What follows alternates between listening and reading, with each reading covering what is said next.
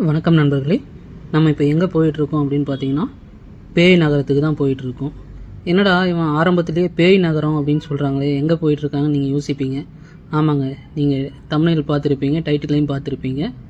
அதாவது 1964 பெரும் புயலால் பாதிக்கப்பட்டு 1800 பேரை பூமிக்கு அடியில் புதைச்ச தனுஷ்கோடி தாங்க போயிட்டுருக்கோம். இப்போ இருக்க தனுஷ்கோடி எப்படி இருக்குது அப்படின்னு சொல்லிட்டு தான் நம்ம பார்க்க போயிட்டுருக்கோம். இப்போ நம்ம பார்த்துட்டு இருக்கோம் இல்லைங்களா, இதுதான் தனுஷ்கோடியில் இருக்க லைட் ஹவுஸு. வாங்க இன்னும் விரிவாக பார்ப்போம்.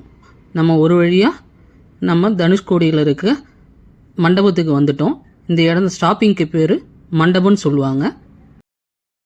அந்த பெரும் புயல் சுனாமிக்கு அப்புறம் மிச்சம் இருக்கிறது இந்த இடிஞ்சு போன சர்ச்சு மட்டும்தான். அதோட தழும்புகள் இன்னும் ஆறாமல் நெஞ்சுக்குள்ளே அப்படியே தான் இருக்குது. இதுதான் அந்த சர்ச்சு. தமிழ்நாட்டில் ராமநாதபுரம் மாவட்டத்தில் ராமாயண இதிகாசம் தொடர்புடைய மற்றும் வரலாற்று இயற்கை சீற்றத்தால் அழிந்த நகரமாக தான் இந்த தனுஷ்கோடி அறியப்படுது. இதோட வரலாறு, அதாவது அதோட முக்கிய அம்சம் அப்படின்றது என்ன அப்படின்னு பார்த்தோன்னா, இதோட புராண வரலாறு ராமாயணத்தில் படி சீதையை மீட்பதற்காக இலங்கைக்கு செல்ல ராமர் தனது வில்லாலான முனையை அடையாளப்படுத்திய இடமே தான் இந்த தனுஷ்கோடின்னு சொல்கிறாங்க. அதாவது இந்த வில்லோட நுனி இருக்குது இல்லையா, அந்த நுனி தான் தனுஷ்கோடி அப்படின்னு சொல்கிறாங்க. இங்கு உள்ள இந்த மணல் திட்டுகள் இன்னும் ராமர் பாலம் அப்படின்னு சொல்லிட்டு அழைக்கப்படுது. சுனாமி வந்ததுக்கப்புறம் மிச்சம் இருக்கிறது இந்த சர்ச்சில் இந்த 3 சுவரு தான். இந்த பாருங்கள், சர்ச்சில் பேக் சைடு இருக்கிற சுவரும் 90% சாஞ்சிடுச்சு, அடிச்சிட்டு போயிடுச்சு. இந்த கொஞ்சம் தான் இருக்குது. அந்த சுற்றுச்சுவரில் அங்கங்கே அடிச்சிட்டு போயிருக்கு. சரிங்களா? ஸோ இதை யாரும் டச் பண்ணக்கூடாது, இதை சேதப்படுத்தக்கூடாதுன்றதுக்காக தான். ஏன்னா செவ்வறு எப்போ வேணால் இடிஞ்சு விழும், அங்கே கிட்டே யாரும் போகக்கூடாதுன்றதுக்காக சுற்றி கம்பி வேலி போட்டிருக்காங்க, மக்கள் பார்க்குறதுக்காக. ஆனால் பாருங்கள் எவ்வளோ கஷ்டமாக இருக்கும் இதை பார்க்கும்போது. இது மட்டும்தான் இப்போதைக்கு மிச்சம் இருக்குது.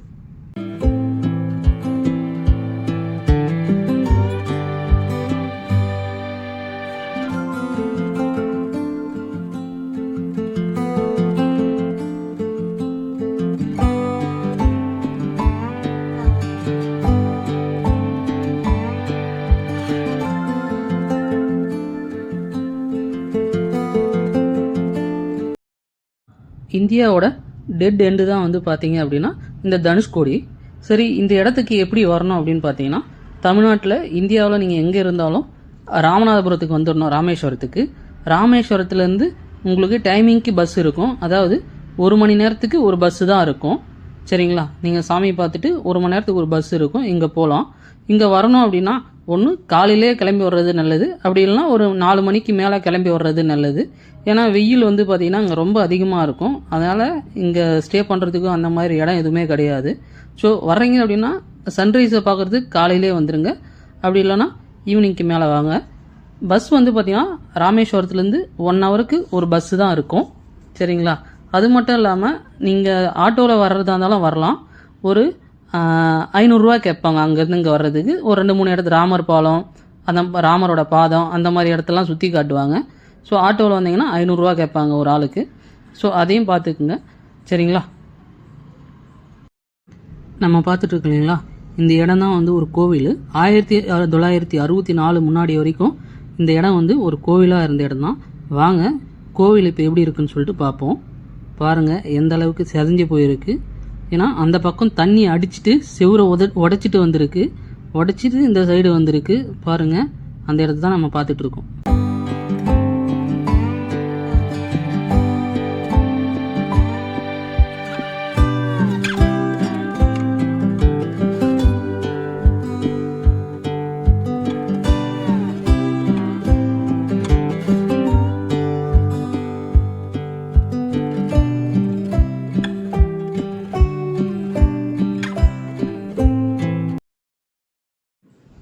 அதாவதுங்க, தனுஷ்கோடி ஒரு வணிக மையமாக தான் இருந்திருக்கு. அதாவது 1964 முன்னாடி வரைக்கும் தனுஷ்கோடி ஒரு செழிப்பான துறைமுக நகரமாக தான் இருந்திருக்கு. இந்தியா மற்றும் இலங்கைக்கு இடையே தரை வழி மற்றும் கடல் வழி வணிகம் இங்கே பார்த்திங்கன்னா நடைபெற்றிருக்கு. அது மட்டும் இல்லாமல் தனுஷ்கோடி ரயில் நிலையத்திலேருந்து கொழும்புக்கு நேரடியாக படகு போக்குவரத்து இருந்திருக்கு. அப்போது இந்த மாதிரிலாம் இப்போது நிறைய விஷயம் நடந்திருக்கு. இப்போ நாம் பார்த்துட்ருக்கோம் இல்லைங்களா, இந்த பில்டிங் தான் அதாவது சுனாமிக்கு முன்னாடி வரைக்கும் இருந்த போஸ்ட் ஆஃபீஸு. இந்த போஸ்ட் ஆஃபீஸ் தான் நம்ம பார்த்துட்ருக்கோம். இப்போ எப்படி இருக்குது பாருங்கள். ரொம்ப செதஞ்சு போய் தான் இருக்குது. இதை பார்க்கும்போது மனசுக்கு ரொம்ப சங்கடமாக தான் இருக்குது. ஏன்னா எத்தனை உயிரை இது பலி வாங்கியிருக்கு. சுமார் 1800 உயிர் சும்மா கிடையாதுங்க. 1800 உயிர் பலியாகிருக்கு அந்த 3 நாளில். அதாவது டிசம்பர் 22லேருந்து 25ஆம் தேதி வரைக்கும் இந்த புயல் வந்து வீசியிருக்கு. இந்த நாளில் சுமார் 1800 பேர் வந்து உயிரை விட்டுருக்காங்க.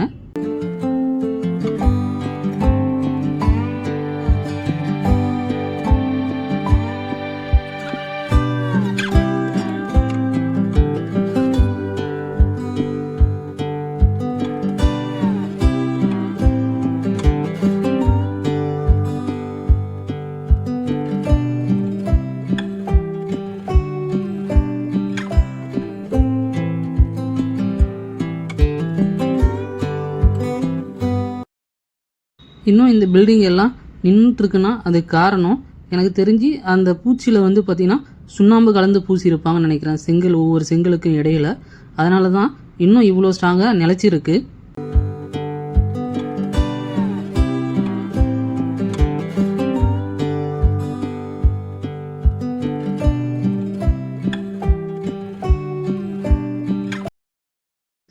இதை ஏன் பேய் நகரம் அப்படின்னு சொல்லிட்டு சொல்கிறாங்க அப்படின்னு பார்த்தீங்கன்னா, அந்த புயலுக்கு அப்புறம் இந்த நகரம் வந்து மனிதர்கள் வாழ்வதற்கு தகுதியற்ற இடமா மாறிடுச்சு அப்படின்னு சொல்லிட்டு தமிழக அரசால் அறிவிக்கப்பட்டாங்க.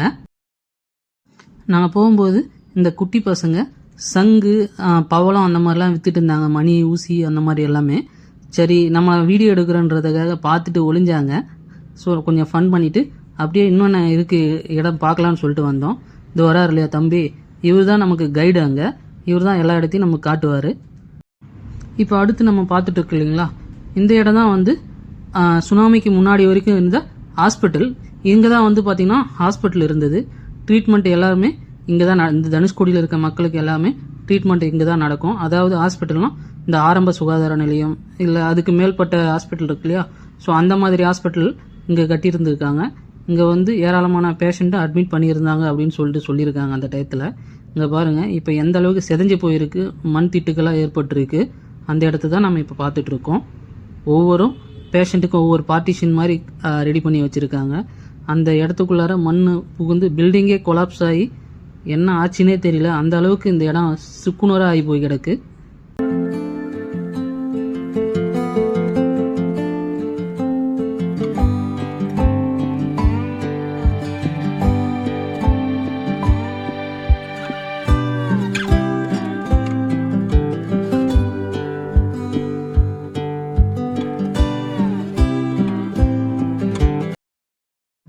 அந்த டைமில் இங்கே என்னென்ன இருந்திருக்கு அப்படின்னா, ரயில் நிலையம் இருக்குது, சர்ச் இருந்திருக்கு, ஹாஸ்பிட்டல் இருந்திருக்கு, போஸ்ட் ஆஃபீஸ் இருந்திருக்கு, ஸ்கூல் இருந்திருக்கு. அந்த மாதிரி நிறைய விஷயம் இருந்திருக்கு. அது இருந்ததுக்குண்டான தடையுமே இல்லாத அளவுக்கு இந்த டைமில் அழிஞ்சு போயிருக்கு. இன்னும் நிறைய இருக்குது, வாங்க ஒன்று ஒன்றா பார்ப்போம்.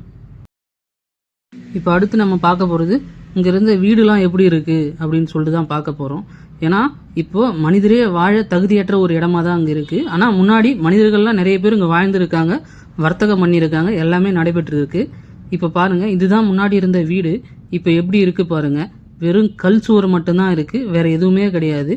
இப்போதைக்கு இங்கே மக்கள் குடிசை போட்டு வாழ்ந்துட்டு இருக்காங்க. அங்கே ஒரு புள்ள, அதாவது ஒரு பெண் பாப்பா வந்து பார்த்தீங்கன்னா ஊஞ்சல் ஆடிட்டு இருக்கு அந்த இடம். அதுதான் நம்ம பார்த்துட்டு இருக்கோம்.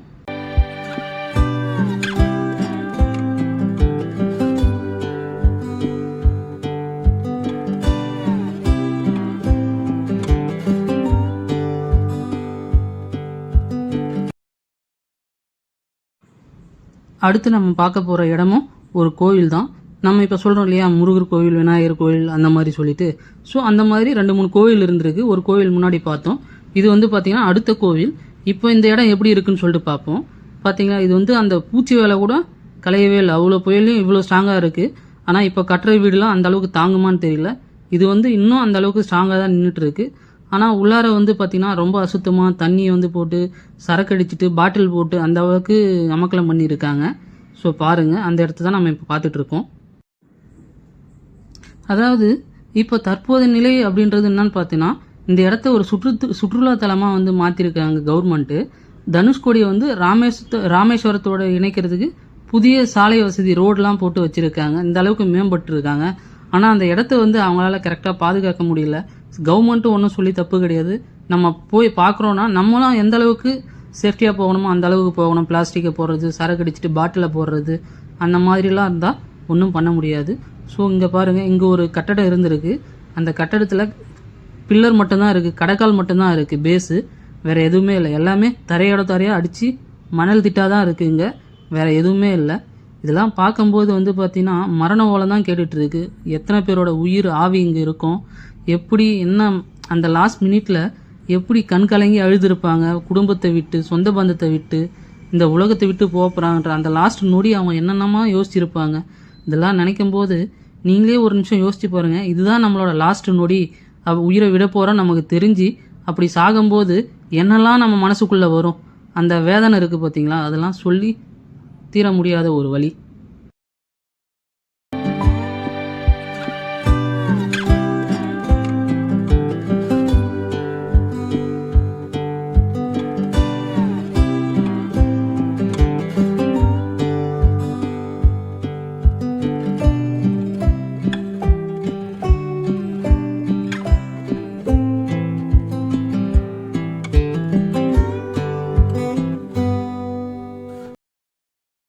நம்ம சேனலுக்கு இப்போ தான் புதுசாக பார்க்குறீங்க அப்படின்னா, இல்லை ஆல்ரெடி நிறைய பார்த்துருக்கீங்க, இன்னும் சப்ஸ்கிரைப் பண்ணலன்னா சப்ஸ்கிரைப் பண்ணி வச்சுருக்கேன், லைக் பண்ணிக்கோங்க. உங்களுக்கு இந்த வீடியோ எப்படி இருக்குன்னு சொல்லிட்டு கமெண்ட் பண்ணுங்கள். இல்லை இன்னும் வேறு எதனா வீடியோ வேணுமானாலும் அதில் கமெண்ட் பண்ணுங்கள். நான் அடுத்து அந்த வீடியோ போயிட்டு ஷூட் பண்ணி உங்களுக்கு அப்லோட் பண்ணுறேன். சரிங்களா? உங்கள் ஃப்ரெண்ட்ஸ் எல்லாருக்கும் இந்த ஃபார்வர்ட் பண்ணுங்கள், சப்ஸ்கிரைப் பண்ண சொல்லுங்கள். ஏன்னா உங்களெல்லாம் நம்பி தான் மக்கள் நிறைய பேருக்கு இது தெரியாமல் இருக்கும், போக முடியாத சூழ்நிலை இருக்கும். ஸோ அதனால தான் நம்ம வந்து இதை வீடியோவாக எடுத்து பப்ளிஷ் பண்ணிகிட்டு இருக்கோம். இங்கே பாருங்கள், எவ்வளோ பெரிய மணல் திட்டு இருக்குது. இந்த மணல் திட்டு தானாக உருவானது தான். அதாவது அந்த புயல் டைமில் அவ்வளோ பெரிய, அதாவது 20 அடி உயரத்துக்கு வந்து பார்த்திங்கன்னா அலை வந்திருக்குங்க. சரிங்களா? 20 அடி உயரத்துக்கு அலை வந்திருக்கு. அங்கே அந்த டைமில் நிறுத்தி வைக்கப்பட்ட இந்த போட்டு தான் இது. இப்போதைக்கு எப்படி இருக்குது பார்த்துங்க, செதஞ்சு போயிருக்கு, வீடு எல்லாமே சின்ன பின்னமாக போயிருக்கு.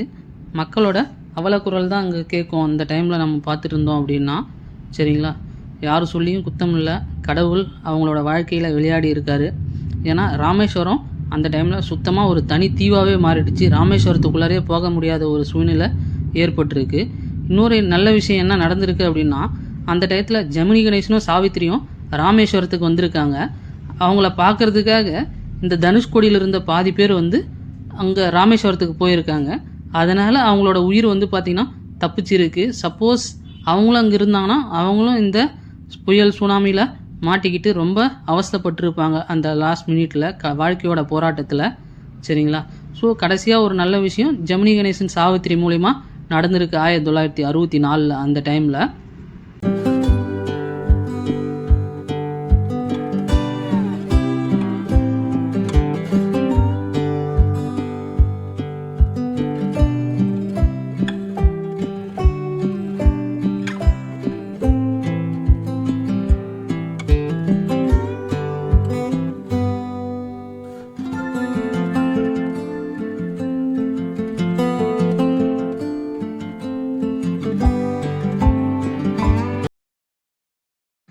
நீங்கள் யோசிப்பீங்க, மனிதர்கள் வாழ தகுதியற்ற இடமா அது மாறி இருக்குது, ஆனால் இங்கே இவ்வளோ கடைகள் இருக்குது, இப்பயும் குடிசை வீடுகள் இருக்குது, இங்கே எப்படி மக்கள் வாழறாங்கன்னு சொல்லிட்டு. இங்கே வந்து பார்த்திங்கன்னா கரண்ட் அந்த மாதிரி வசதிலாம் கவர்மெண்ட் எதுவுமே இவங்களுக்கு கொடுக்கல. இவங்க ரிஸ்க் எடுத்து தான் இங்கே தங்கியிருக்காங்க. ஏன்னா திரும்ப எதனா ஒரு அசம்பாவிதம் நடந்தால் அது அவங்க தான் பொறுப்பு. அப்படி இருந்தும் ஏன் அங்கே இருக்காங்கன்னா இவங்களோட பழப்பு அப்படிங்க. ஏன்னா இங்கே இருக்க சுற்றுலா பயணிகளை நம்பி தான் அவங்க வாழ்க்கை ஆதாரம் இருக்குது. சரிங்களா? ஊசி பாசி அந்த சங்கு அந்த மாதிரிலாம் விற்றுட்டு இருக்காங்க. சரிங்களா? அந்த மீன் பிடிக்கிறாங்க. ஸோ அதனால் அவங்க தொழிலுங்கிறது இங்கே இருக்குது. இருந்தாலும் அவங்களுக்கு வந்து பார்த்திங்கன்னா எந்தவித அடிப்படை வசதியுமே இங்கே கிடையாது. கவர்மெண்ட் சுற்றுலா தலத்துக்காக இந்த ரோடு மட்டும்தான் போட்டிருக்கு, மற்றபடி வேறு எந்த ஒரு ஃபெசிலிட்டியுமே இங்கே இருக்காது. சரிங்களா? நீங்கள் வர்றீங்க அப்படின்னா இங்கே வந்து சாப்பிட்றதுக்கு நல்ல அறுசுவை உணவு கிடைக்கும். மீன் வந்து பார்த்திங்கன்னா இருக்கும், நல்லா டேஸ்ட்டாக இருக்கும், இறால் ப்ரான் அந்த மாதிரிலாம் நீங்கள் வந்து சாப்பிட்டுக்கலாம். ஸோ இப்போ நம்ம அடுத்து போகிற இடம் தான் ரயில்வே ஸ்டேஷன். சரிங்களா? 1964 railway station, Dhanushkodi railway station எப்படி இருக்குது அப்படின்னு சொல்லிட்டு பார்ப்போம். ஏன்னா இந்த ரயில்வே ஸ்டேஷன் வந்து பார்த்திங்கன்னா ரொம்ப ஃபெமிலியரான ஒன்று. இங்கேருந்து நிறைய போக்குவரத்துன்றது அதிகமாக இருந்திருக்கு, ரயில்வே போக்குவரத்து. சரிங்களா? எந்த அளவுக்கு உயரத்தில் அந்த கட்டடம்லாம் இருக்குது பாருங்கள். சரிங்களா, பார்ப்போம். இன்னும் நிறைய விஷயம் நான் சொல்கிறேன், பார்த்துட்டே இருங்க.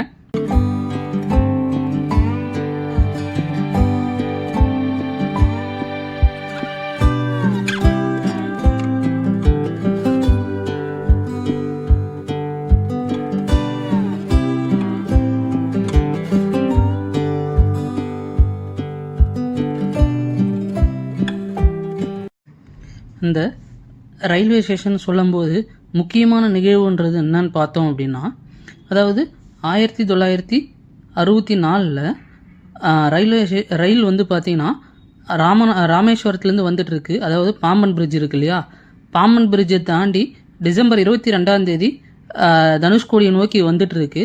அப்படி வரும்போது திடீர்னு சிக்னல் கட் ஆகிடுது. சிக்னல் எதுவுமே இல்லை. ஸ்டேஷனில் இருந்து ரயில் பாதியிலே நிற்க வைக்கிறாங்க. அந்த டயத்தில் வந்து பார்த்திங்கன்னா பெரும் சத்தமாக இருக்குது, மழை பெய்யுதுன்றதுனால உள்ளார எல்லா ஜன்னலையும் வந்து சாத்தியிருக்காங்க. ஆனால் வெளியில் வந்து பார்த்திங்கன்னா 20 அடி உயரத்துக்கு புயல் வந்து அலை வந்து வந்துட்டுருக்கு. அப்படி இருக்கும்போது என்ன நடக்குதுன்னே தெரியாமல் அந்த ரயிலில் பயணித்த 115 பேரும் உயிரிழந்திருக்காங்க. அந்த ரயில் பெட்டியோடு அடிச்சுட்டு போயிடுச்சு. கடைசி வரைக்கும் அவங்க என்ன ஆனாங்க அப்படின்னே தெரியாமல் போயிடுச்சு 115 பேருமே. சரிங்களா, ஒட்டுமொத்தமாக அந்த புயலால் 1800 பேருக்கு மேலே வந்து பார்த்திங்கன்னா உயிரிழந்ததாக தமிழக அரசு அறிவிச்சது.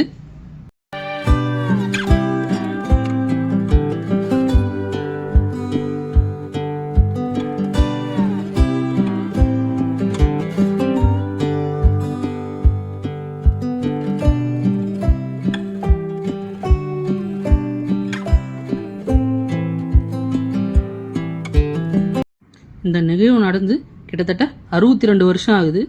62 வருஷம் ஆகியும் இந்த பில்டிங் பாருங்கள் அப்படியே நின்றுட்டுருக்கு. ஆனால் இங்கே இருக்க அந்த தண்டவாள கம்பிகள் மட்டும்தான் அரிச்சு இருக்குது. மேலே இருக்கிறது மண்ணில் இருக்கிறது சுத்தமாகவே அரிச்சு போயிருக்கு, அங்கே எதுவுமே இல்லை. ஆனால் இந்த பில்டிங்கில் இருக்க தண்டவாள கம்பிகள் மட்டும்தான் இருக்குது. சரிங்களா, இந்த இடத்துக்கு திரும்பவும் ரயில்வே ட்ராக் வருமா, ரயில் வருமா அப்படின்னு பார்த்தோம் அப்படின்னா வரவே வராது. ஏன்னா அது வர்றதுக்கு வாய்ப்பே கிடையாது. இந்த இடத்துல மனிதர்கள் வாழவே தகுதியற்ற இடமா மாறிடுச்சுன்னு சொன்னேன் இல்லையா. ஸோ அதனால் திரும்பவும் இந்த இடம் திரும்பவும் பழைய நிலைக்கு வரவே வராது. இங்கே பாருங்கள், பவர் சப்ளையில் எதுவுமே இல்லை, என்ஜின் தான் போட்டிருக்காங்க. என்ஜின் போட்டு இங்கே குழாய், இந்த போர்வெல் இருக்கு இல்லையா, சின்ன கிணறு மாதிரி இருக்குது. அந்த கிணத்துல தண்ணி என்ஜினை போட்டு இறச்சி அவங்க வந்து குடிக்கிறதுக்கு பயன்படுத்த மாட்டாங்க. குளிக்கிறதுக்கு, துணி துவைக்கிறதுக்கு அந்த மாதிரிலாம் பயன்படுத்துவாங்க. அதுக்குண்டான இடம் தான் இது இங்கே போட்டு வச்சுருக்காங்க. அடுத்தது நான் ஒரு பில்டிங்கில் காட்டுறேன் பாருங்கள். அந்த பில்டிங்கில் வந்து அந்த நேம் போர்டு இருக்கும். அதாவது நேம் போர்டுன்னா எந்த வருஷம் இது பண்ணியிருக்காங்க அப்படின்னு சொல்லிட்டு அந்த வருஷம் வந்து பார்த்திங்கன்னா இந்த பாருங்கள் இந்த இடத்துல இருக்கும். சுமார் இந்த பில்டிங்கை கட்டும்போது என்ன இது பாருங்கள், 20/11/1961 கட்டியிருக்காங்க இந்த பில்டிங்கு. சரிங்களா, இன்னமும் இந்த பில்டிங் அப்படியே தான் இருக்குது இந்த கட்டடம். ஆனால் சுற்றி இருக்க செவுறு மட்டும் இடிஞ்சிருச்சு. இது மட்டும் அந்த ஞாபகார்த்தமாக இருக்குதுன்னு நினைக்கிறேன். ஏன்னா அந்த டேட் இருக்குது பார்த்தீங்களா. இந்தியாவோட கடைசி சாலை, அதாவது லாஸ்ட் ரோடு, டெட் எண்ட் அப்படிங்கிறது இதுதான். இங்கே தான் வந்து பார்த்திங்கன்னா வங்கக்கடலும் இந்திய பெருங்கடலும் ரெண்டுமே வந்து பார்த்திங்கன்னா சங்கமிக்குது. அதாவது ஒன்றா சேர்கிற இடம் இதுதான். இங்கிருந்து இலங்கை வந்து பார்த்திங்கன்னா சும்மா ஒரு 18 கிலோமீட்டர் தூரம் தான் இருக்கும். இது கண்ணுக்கு தெரியுமா அப்படின்னு சொல்லிட்டு பார்த்தோம் அப்படின்னா பருவநிலையை பொறுத்து இது தெரியும். அதாவது வெறும் கண்களால் வந்து பார்த்திங்கன்னா இலங்கையை தெளிவாக பார்ப்பது கொஞ்சம் கஷ்டம். ஆனால் தெளிவான வானிலை இருந்துச்சுன்னா அதோட அடிவாரத்தில் மங்களாக வந்து பார்த்திங்கன்னா இங்கேருந்து இலங்கையை நம்மளால் பார்க்க முடியும் அப்படின்னு சொல்கிறாங்க.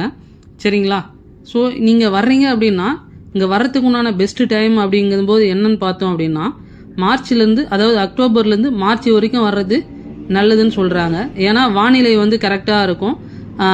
கட்டடங்களை பார்க்குறதுக்கும், அந்த சிதைஞ்ச கட்டடங்களை பார்க்குறதுக்கும் நல்லா இருக்கும். ஏன்னா மழை காலமாக இருக்கும். அந்த டயத்தில் வந்து மாட்டிட்டீங்க அப்படின்னா ரொம்ப சிரமமாக இருக்கும். ஸோ அதுக்காக தான் கடைசியாக நம்ம இங்கே தனுஷ்கோடியை பார்த்து முடிச்சுட்டு இங்கே ஒரு முனீஸ்வரன் கோவில் இருந்தது கடற்கரை ஒட்டியே, அந்த கோவிலுக்கு தான் வந்திருக்கோம். வாங்க இதையும் பார்ப்போம். சரிங்களா, 1000 தான் சொல்லுங்கள், அந்த மரண ஓலம் இன்னமும் நம்ம மனசில் ஓடிட்டு தான் இருக்கும். ஏன்னா அவங்க கடைசி நிமிஷத்தில் அவங்க எத்தனை பேர் என்ன நினச்சிருப்பாங்க, எவ்வளோ கனவுகளோடு அவங்க இருந்திருப்பாங்க. அத்தனை கனவுகளையும் ஒரே ஒரு நிமிஷத்தில் தவிடுபொடியாக்கி இந்த இயற்கையை வந்து பார்த்திங்கன்னா நம்மளை இப்படி பண்ணிடுச்சு. அதுதான் ஒன்று. இயற்கைக்கு முன்னாடி பெரியவன் சின்னவன் பணக்காரன் ஏழைன்றது எதுவுமே கிடையாது. எல்லாமே ஒன்று தான் அப்படின்றது அந்த இயற்கை காட்டிடுச்சு. நம்ம தான் இன்னும் வந்து பார்த்திங்கன்னா ஜாதி மதம் பணக்காரன் ஏழை அந்த மாதிரி பாகுபாட்டோடு இருக்கும். இனிமேலாவது நம்ம இயற்கைக்கு முன்னாடி எல்லாருமே சமம் அப்படின்றத ஏற்றுக்கிட்டு எல்லாரும் ஒன்றா பழக ஆரம்பிப்போம். நன்றி, வணக்கம். மீண்டும் அடுத்த வீடியோவில் சந்திப்போம். இந்த வீடியோ பிடிச்சிருந்தனா தயவு செஞ்சு சப்ஸ்கிரைப் பண்ணுங்கள். ஏன்னா சப்ஸ்கிரைப் பண்ணாத நிறைய பேர் பார்த்துட்ருக்கீங்க. உங்கள் ஃப்ரெண்ட்ஸ் எல்லாத்துக்கும் ஃபார்வர்ட் பண்ணுங்கள். அவ்வளோதாங்க, அடுத்த வீடியோவில் சந்திப்போம். நாங்களும் எங்கள் பஸ்ஸுக்காக காத்துட்ருக்கோம். நன்றி, வணக்கம்.